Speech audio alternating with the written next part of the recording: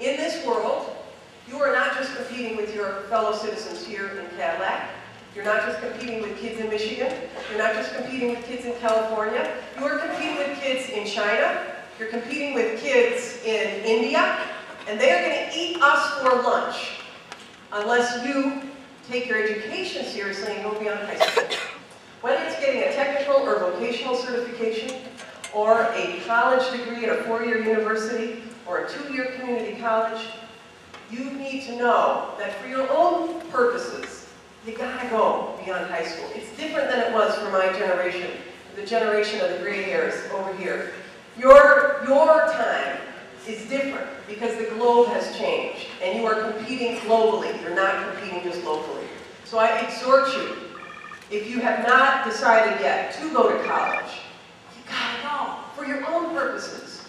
If you're gonna be hired, employers are looking for folks who are educated. There's $1 million lifetime earnings difference between a high school graduate and a college graduate. For your own purposes. Know that the world has changed, and your parents are telling you, don't do as I did, do as I say, because the world has changed. For them, it was a little bit different. And for the adults, and for all of you who are representing adults in the universe out there, that stimulus package that the Obama administration signed into law enables us to tell all of those who have had the rug pulled out from under them by this global economy that we'll pay for them, adults, to go back and get trained. It's something called No Worker Left Behind, and we have gotten a significant amount of more federal dollars to be able to train people who are currently unemployed or underemployed. The catch is this: we'll train anyone who comes in through a Michigan Works agency, but they have to agree to be trained in an area of need. They can't just go in and say, I want a degree in French or political science. Those are my 2 degrees, so I can say that. They have to agree to be trained in an area that the business community has said that they need workers in. So for example, in healthcare, we will pay $5,000 per year, up to $10,000 for somebody to go in and be trained as a nurse, or in any of the allied health professions, because we know that's an emerging sector and we have need right now. We will pay for somebody to be trained in alternative energy jobs. We'll pay for people to be trained as entrepreneurs. We've got to move the culture and the notion of Michigan that you got to go work for someone else. We've got to get people thinking, and you young people thinking too, that you can be your own business owner, that you can start your own company, that you can hang out your own shingle, and we'll pay for you to be trained in that area. It's all part of the effort to diversify Michigan's economy. We have 3 strategic goals. Diversify the economy, adding emerging sectors.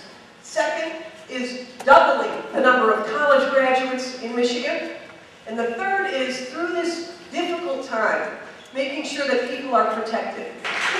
My name is Claire Richard, and I'm from Mich High School. And my question is, with the decline of the auto industry in Michigan, it's questionable whether it will ever return to its status as the heart of Michigan's prosperity.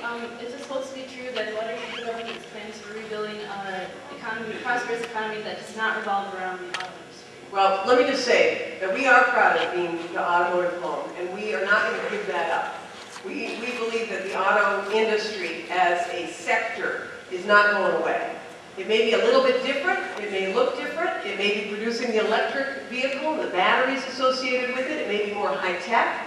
In fact, the automobile now is the most high-tech, technologically advanced, mass-produced product in the world. 3,000 parts go into an automobile. It's huge robotics to make it, huge electronics to be in the guts of it, and of course the battery and the electric vehicle is all going to be part of this energy future. So it's not going away, and we want to lead it.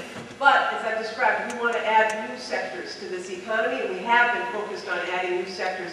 And just so that you know from a policy perspective how we are doing that, we have taken our tobacco settlement money, created a $2 billion pot of funds called called the 21st Century Jobs Fund to invest in these renewable and emerging sectors to be able to get jobs here and businesses here. We've created 150 businesses as a result of that. We've also added venture capital to Michigan so that people who are starting those kind of emerging businesses can have access to money. We know that there's a lot of people in Silicon Valley and in Massachusetts that are funding these technology businesses. We don't want to be a flyover state. We want to have that base of funding here, and so we have more than doubled the amount of money that we're making available to startup companies who can take a good patent, a good idea, and make it into a business. So we're doing all of that from a policy perspective.